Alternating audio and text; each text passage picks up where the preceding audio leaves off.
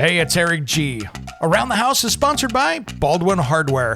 For 75 years, Baldwin Hardware has been known for its first-class quality and craftsmanship in door and cabinetry hardware. As an alumnus of the Baldwin Hardware Design Council, I can say I have seen the details and quality from design to the finished product. If you're looking for a new style and old-world craftsmanship, I can tell you there is only one Baldwin Hardware.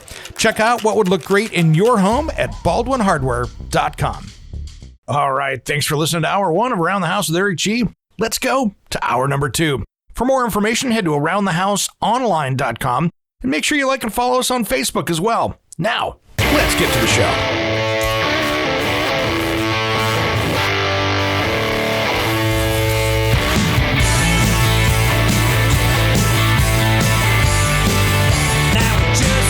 Get you on the radio, yeah, you gotta get on the radio. If the kids can only hear you, they go out of control. You gotta get on the radio. You want the Welcome back to Around the House with Eric G. Let's get to Operation Help on Our Heroes. Wow. Welcome back to Operation Help on Our Heroes today. I'm Eric G. I'm JT, and we got some great radio stories here with Bob this morning. We just want it our way. Yeah. It's the Burger King of radio, you know. Exactly. So anyway, Bob, over the years, we kind of trailed off with this one before break. You've probably seen a lot of good what this can do. Oh, yeah. And you got to feel great about what you helped start. Well, yeah, I always say we. I mean, there was a lot of us on board with this thing. The original idea was mine, but then we had so many people that got involved in and did a lot of the hard work and the grunt work and all of that kind of thing. I always used to say on the air, and it's true, I'm not in charge of anything. I'm just the mouthpiece of this outfit, and I still feel that way. Right. But the stories, you and I were at the sponsors banquet. Yes. And I got a chance to talk to Colonel Dan and Kim and some of those folks there. And in fact, one guy stopped me, and forgive me, I don't remember his name, but he's part of the CCVAC. And he stopped me out in the hallway and was telling me about some things that they do. He was a Vietnam veteran and stuff. Great stuff. Yeah. Just as and it can be something as small as, the kid's computer that he's taking his LSAT test or something, whatever, crashes, and they need help. And like you said, they vet them properly. Right. So they're not just writing checks out to anybody. Speaking of writing checks, you can do that. Jump on theanswerportland.com. And the folks answering those phones out there, some of the volunteers are folks that have been with us all through this fundraiser. They are the members of the 142nd Fighter Wing out at the airport, Air Force guys, and they're just absolutely tremendous. And we've talked a lot about, I was talking to them this morning, but one of the things that, when you hear them overhead, I hear some people, well, we can't stand that noise. That's the noise of freedom, okay? Amen, they're protecting your butt up there. Yep. So don't worry about it. That's my security blanket when I hear them taking off and going out, because I live out right now out in the Bethany area out there, and I'll hear them heading out towards the coast, and I can hear them just... Well, I've told the story probably too many times, but it's true. If you remember 9/11, right after 9/11 happened, they took all the planes out of the air, right? Except those guys. Yeah. And I would stand on my deck and I would hear those things roaring up there, and I would think, yes, we're good. We're good. Yeah. When 9/11 happened, I was in Salt Lake City. I was doing a show in Salt Lake. Couldn't get home. Yeah. Nope. Like you said, all the planes are out of the sky, couldn't get home. So my buddy drove down to pick me up from Portland. As we're driving out, just north of Salt Lake there's an Air Force base, and all the B-1 bombers are there. And the security was incredible. I mean, guys in half tracks and deuce and a half, and all these guys in jeeps and machine guns and guards at every gate and that type of thing, because, the B-1s were there. But just like Bob said, flying home, and especially once we got up, like in Wyoming and in Idaho, and you would see the squadrons fly over. There'd be a pair of jets come over. Yeah. Like that. It's like, we're good. Right. Yeah, we're good. Well, I know that we want to do the best we can with this today because this is the final day. This is the final push. For Operation Helping Our Heroes. And that's why we need those phones to ring back there. Talk to those folks back there, the folks in the Air Force. They'd love to talk to you. Thank them for their service. And thank all these folks for their service by giving us a call and donating what you can. $50, $20, whatever. And so we had Weston Kia step up. Right now, they're the best car dealership in the whole Portland metro area. Absolutely. So if you want to be the best car dealership in the Portland metro, you got to beat them. So here's my challenge, car dealers out there. Yep. Time to step up. Yep. Are you going to get beat by Kia? Right now, you are. All of them are. All of them. All of them are. You bet. From Salem to, Chehalis, whatever. Yep, absolutely. They're all getting whooped by the Weston boys out Weston boys are taking you. So it's time to step up. And how you do that? 503-239-HELP. And that's the first step, is to call. The second step is to talk to somebody like Bob or one of our military folks or one of the folks from the CCVAC in there. And the most important step, though, is give them that plastic or your check routing or however you're going to do it. Get that in there. Let's get this number up. I want to end the day on a really solid note because I've got some challenges coming up myself here that I've arranged this afternoon for some things. One of them may be, if the bid is high enough, I'll go do a barbecue for somebody for 10 people next summer as my TV character, the Cowboy Cook. So there you go. Oh, there you go. That's nice. Yeah. I'll even bring the main course. There you go. So you're going to bring the meat. Yeah, it's not going to be chicken, I'll tell you that. There you go. That sounds great. Yeah, you're making me hungry thinking about that. Well, we've every once in a while I did it for Michael Harper and his foundation a few years ago, and then I did it for Canzano and his Bald-Faced Truth Foundation did that. So why not do it for these guys? I'd be happy to. Nice. Sounds good. I tell you what, his brisket is top notch. Yeah, we work. We try hard. No, it's good. We try really hard. I actually like his twice baked potatoes. Those are that's the jam right there. My donut's worn off. So I'm gonna need to get some in there.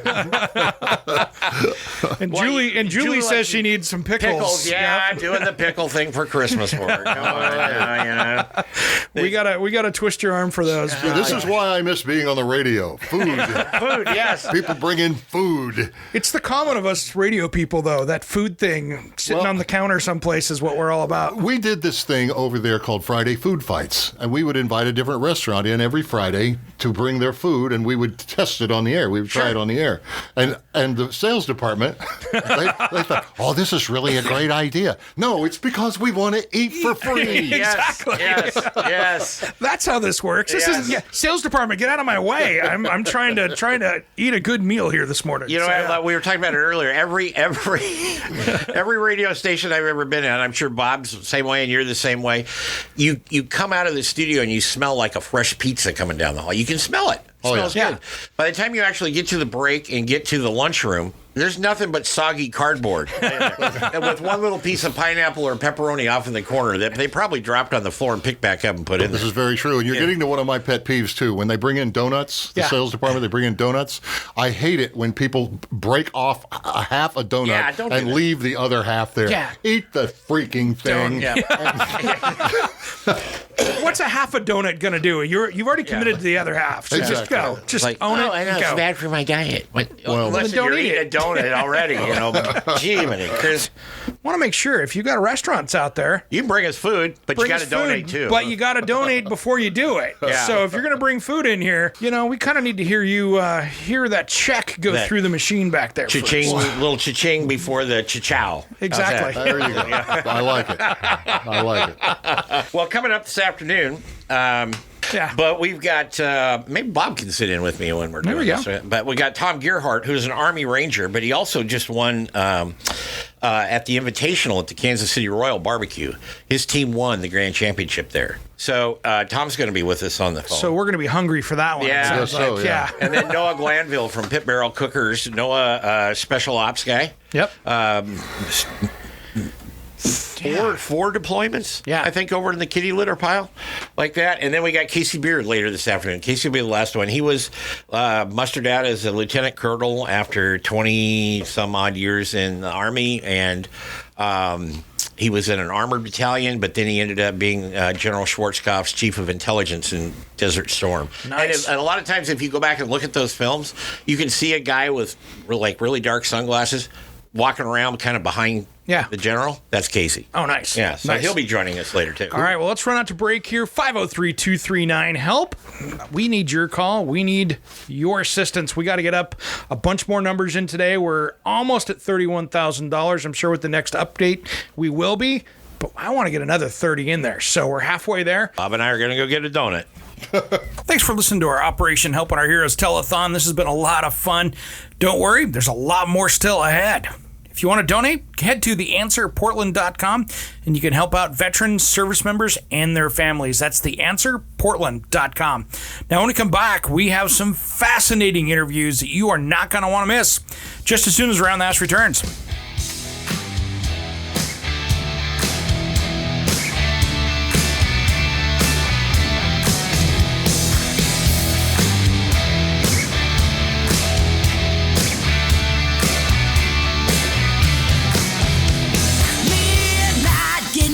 What's up? This is Stick And Satchel from Steel Panther, and you are listening to Around the House with Eric G. Yeah. We love Eric G, and you should too. When I'm down, I make a call. Got the number written on the wall. Frost is busy, then I try again. Oh, who's she talking to? Could it be him? I got the number and it starts to ring. I get excited and I start to dream. I start to fantasize in memory lane. Then she answers and she says right away, she says, oh,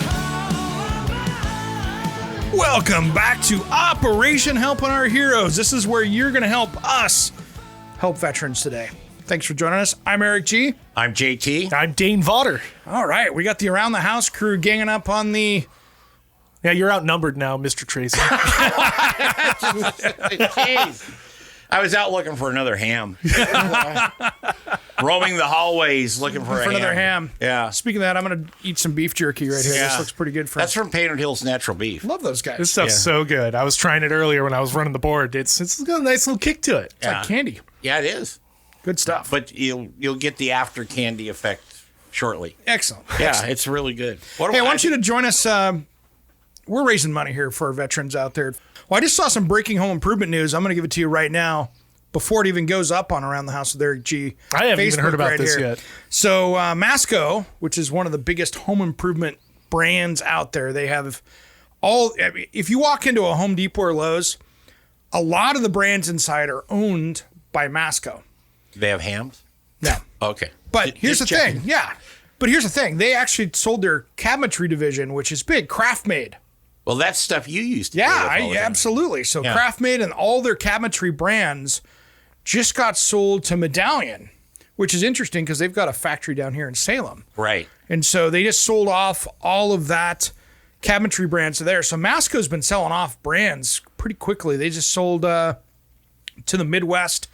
It was Millboard Windows, which is a common brand out there that we see because they're a Tacoma-based company. And the Millgards actually worked on the design of one of their houses, one of the Millgard family homes when I worked up there.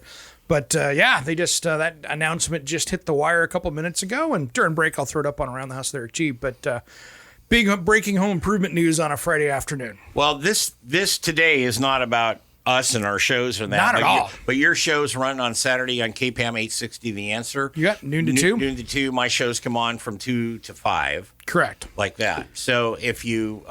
That's who we are. Just to The give you weekend people- team. We're the weekend team. Yeah. We got a lot of great people on the weekend team around here. we though. can't get Nick in here. He's always on some... He's Traveling traveling. somewhere. Airport in Shanghai or something. Yeah, exactly. Nick, actually, he's flying back from Chicago today. Okay. So, There you go. and There you that's go. That's Nick Miles, our auto expert. our auto expert. You got it. Well, hey, we need your help out there. So if it's not about us, it's about helping these veterans. But you've got home improvement and barbecue experts in here. Golf. Don't forget golf. Don't forget the golf. Well, it's you're also grilling on that too, though. Oh, yeah. Most of the time on that, though, I'm actually grilling them like a prosecutor. That's what it is. Yeah. I just thought you were trying to come up with a different way to cook some ham. But, well, you got to get a bigger smoker if you're going to do hams. Yeah, good point. Like that. It's funny. People can't ever get the name right because it's not grilling on the green.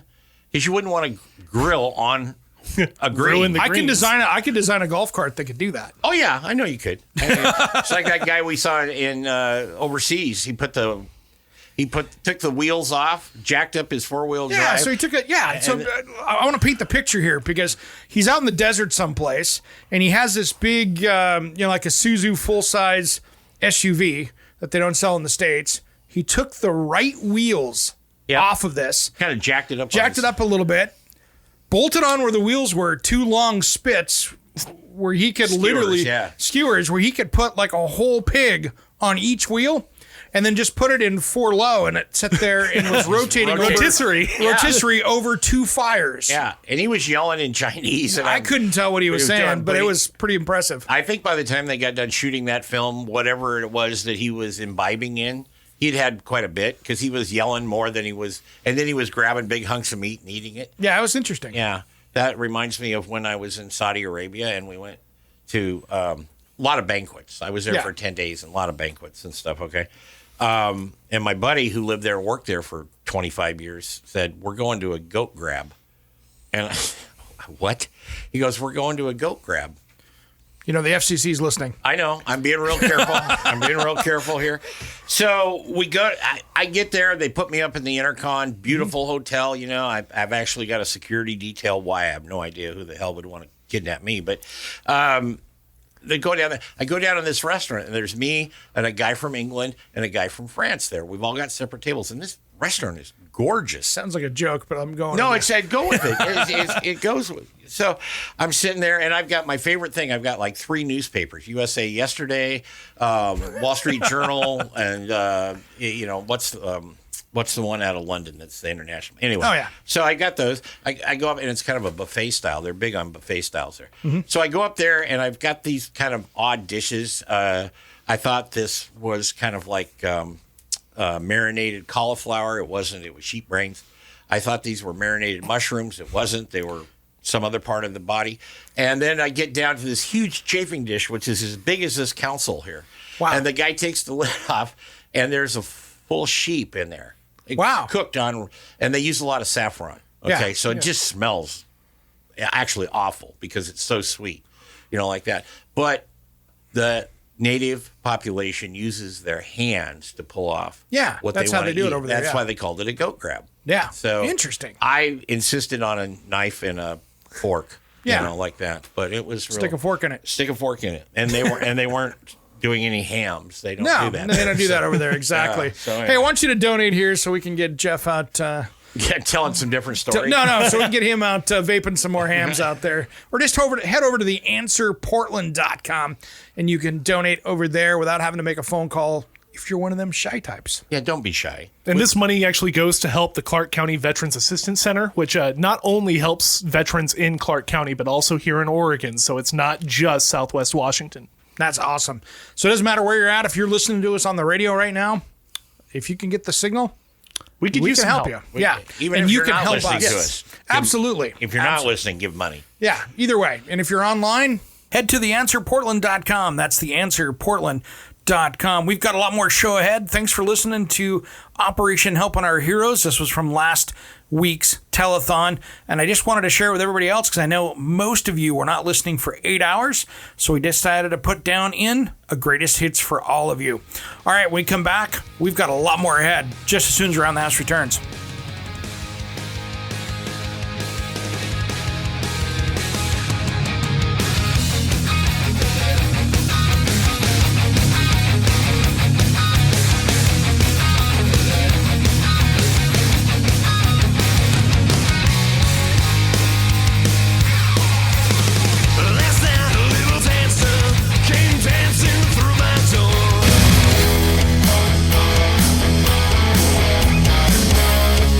this is Ron Keel, the Metal Cowboy from Keel, the Ron Keel Band and Steeler. We are rocking Around the House with Eric G. Raise your fist, make your stand for family friends, all the fans. If you're gonna take Hey, it's Eric G with Around the House. Let's get out to our telethon. Welcome back to Operation Helping Our Heroes. We're going to be out to Russell Court here in just a second. But Bob Miller, you got a big announcement here, brother. We've had a very good day. It's been a very good day. Yeah, we're at $35,150. Proud of you guys. This morning on the show, the Westons came in. Folks over from Weston, it's a late in the day. Yep. Over from Weston Buick Kia GMC, and they donated $5,000. Awesome. We have heard from them again, and they are donating another $5,000. Wow, excellent. So we're at what, $40,150 right now. $40,150 today, ladies and gentlemen, and we started with $7,000 this morning. So it's been a very good day, and that is because you folks have been picking up the telephones and calling us. There's another. And there's another big one from Diane and Tigard. Thank you, both Army veterans, husband and wife. Thank you so much. $41,150. All right. That's fantastic. All right. Thanks, Bob. Man, we've been cranking it here, and I want to jump out to my brother, Russell Accord. Are you with us there, man? I sure am. How you doing tonight? Good, man. Good to hear your voice. It's been a while. Well, it's been forever since I've talked to you. I know it. I think last time I was talking, I was sitting at your bar at your house. You're exactly right. I remember that. Yep. It's all good. Well, hey, man, you're a veteran, and you've got a big show coming up. So let's set the stage for that, and then talk about, your time around. You've got Expedition Bigfoot coming out. Yeah, Travel Channel put together a really great concept idea. We ended up, I got picked for it. They went through a process of figuring out who they were going to pick, and I was lucky enough to get selected for that. So getting on the show was just insanely awesome for me. I still can't believe it. Actually. I'm so proud of you, man, because I've been watching you grow this over the last few years, and just watching every year you're just kicking it every single year. It's like, oh, now you're doubling that, now you're doubling that, and here you go. You're hitting the national TV stage, man. That's awesome. Yeah, I never thought I'd actually land something this nice, but it actually gives me a chance to showcase what everybody's been talking about for so many years. No kidding. Well, let's talk about you being a veteran, man, because you've served our country and done a great job out there. You want to give us a little history yourself? It was an easy decision to make. Get in the military, serve your country, defend what we appreciate here on the U.S. soil. And, I came from a very religious family, and I got a lot of heat from my mom about it. Mm-hmm. She said, I don't think you should be a veteran. What are you going to do if you have to take up arms? How are you going to feel about that? How are you going to live with that? And I said, Mom, the fight is going to get fought, regardless of who you are or where you are. The fight will happen. I'd prefer it to be on foreign soil and not here in our backyard, because I will indeed have to stand up and step in here. Can you only imagine if it was on our soil? And we've seen enough of it. We've seen a glimpse of it here on our soil as well. But it was an easy decision to make. Enlisted, got in. I came in as a combat infantry soldier, and it was just it's been a wild ride ever since. No kidding, man. And thank you for your service. And you did how many years did you do in the service? I got in 89, got out in the end of 2005, but I did have a break in service just for medical reasons. Sure. And just struggled to get back in, but I had the highest of highs and lowest of lows in my military career, but I wouldn't trade it for anything. Yeah, you've done really well coming out of that, and it's just super awesome to be watching things go. I mean, I think it was 3 or so years ago you were doing a podcast with me when you guys were getting the International Bigfoot Festival going along, and it's been really fun to watch that just grow and grow and grow.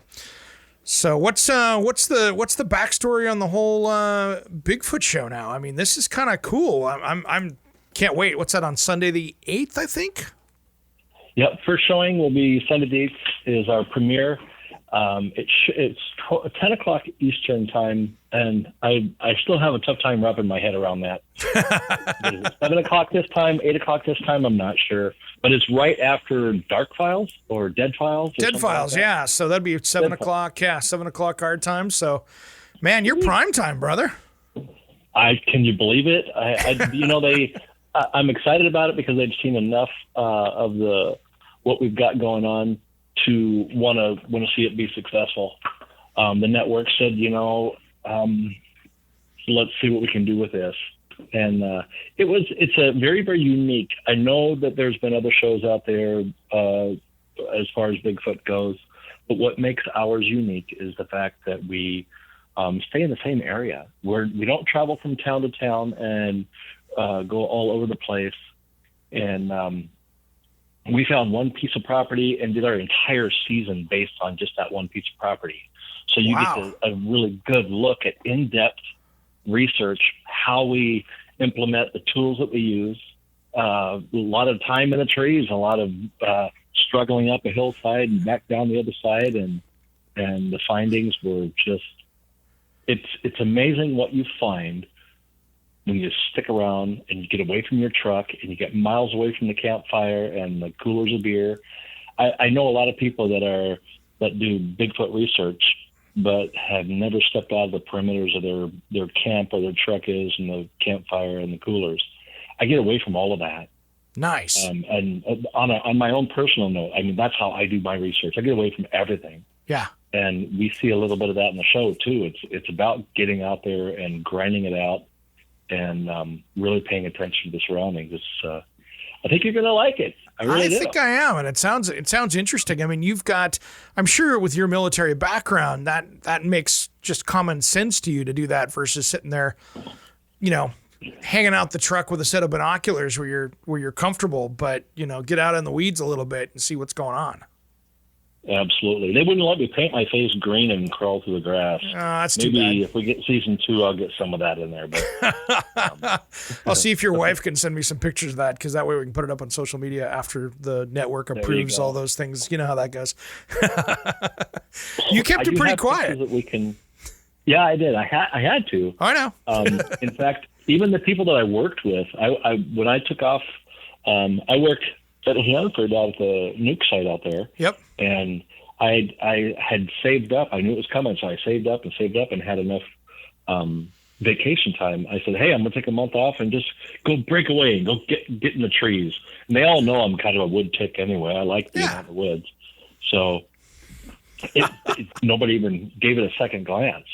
And then it just broke free. They did a big announcement in the local paper and the local news here locally. Yeah. And I go to work and there's clippings all over my desk and there's all this Bigfoot stuff. You made me laugh out loud watching that on your social media.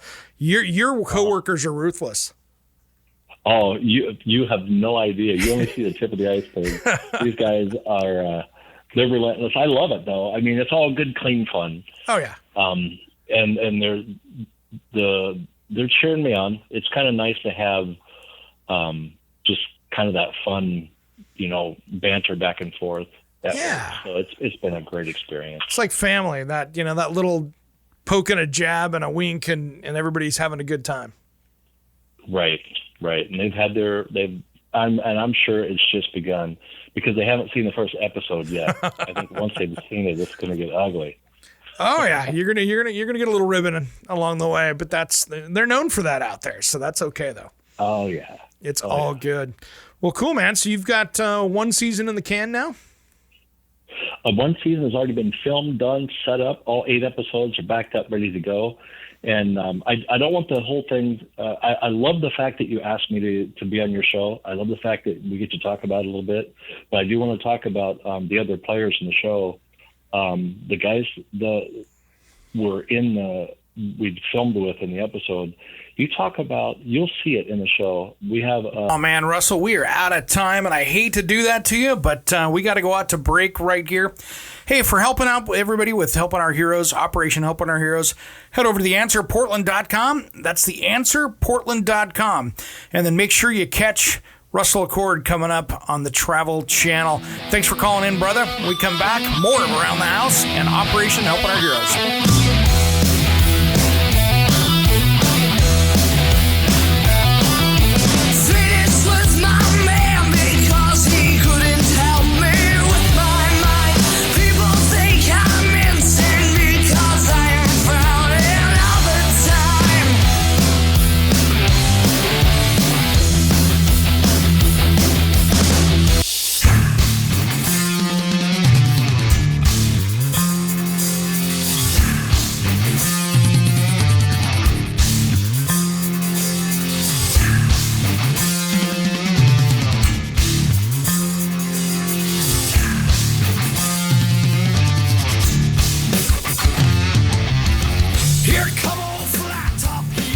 Welcome back to Operation Helping Our Heroes. I want to welcome our next guest on the show.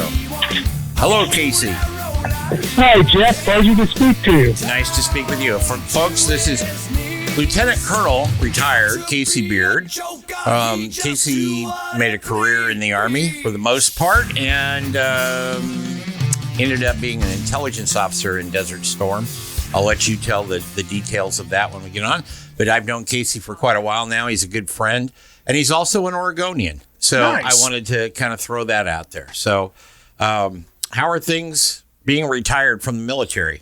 Well, it's been long enough now that some days I forget I was there. But I still treasure the time that I spent in the military and the friends I made and the opportunities to serve the country and, go interesting places, do interesting things. It's a lot different when you grew up on a little ranch in the Yakima Valley to see the world like I had the opportunity to do.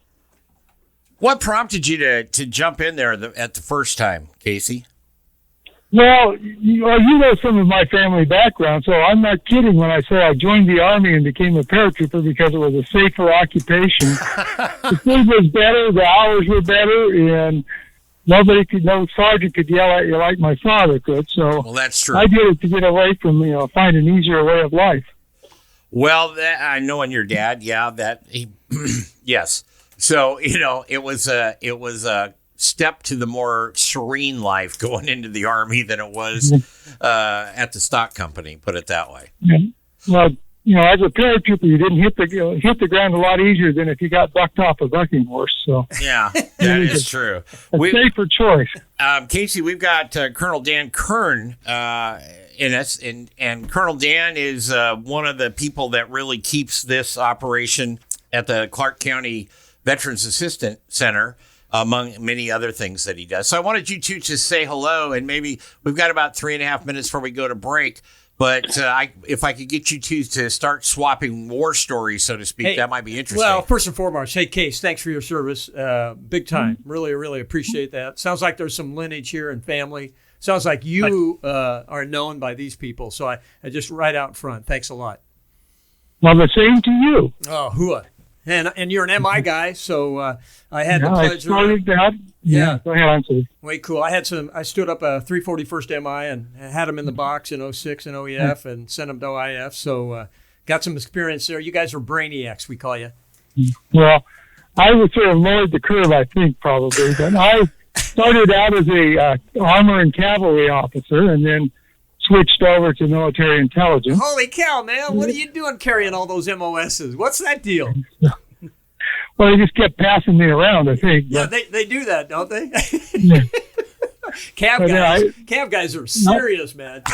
Check those cross rifles. And armor, you get tired of that, you just ride around a big old tank and come over a hill. So, and I really enjoyed my time doing that, and it gave me a lot more appreciation. Yeah. For the importance of good intelligence to the combat arms. Well, and if you've done it, you know what they're looking for. Oh, and I love you touch on that. A lot of my Emma guys got stuck doing, because of their languages, got stuck doing interviews and interrogation of the the prisoners, both in Iraq and Afghanistan. And then we finally got them up in Blackhawks and had them breaking code and cell phone and really helping that Cav and that ground commander on the ground before they got ambushed or IED'd. So, who is to you, Case, for picking up the right MOS?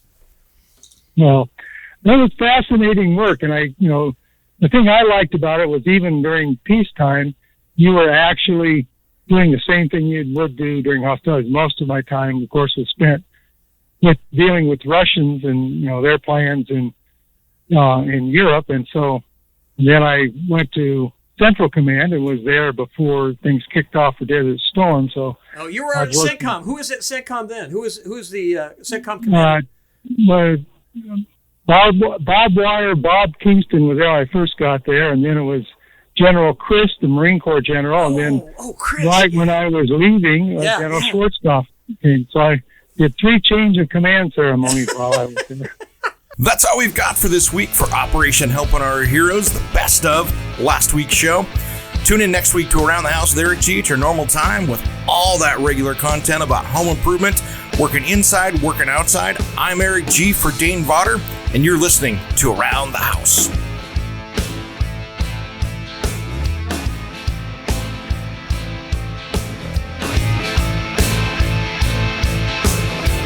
Around the House by Eric G is produced by Designed by Eric G in association with Salem Media and distributed nationally by Envision Networks. All rights reserved. Copyright 2019. Designed by Eric G. We will be back next week. If you missed part of the show, check out the podcast of all the shows at AroundTheHouseOnline.com. Remember, measure with a micrometer, mark with caulk, and cut with an axe. Thanks for listening to Around the House.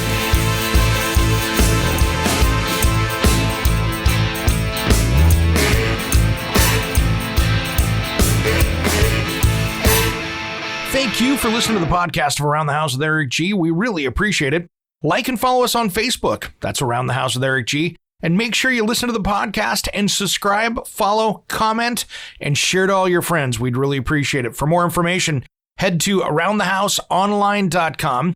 Make sure and follow our podcast shorts, which is our midweek special on Wednesdays, and Around the Toolbox for the trades on Thursdays.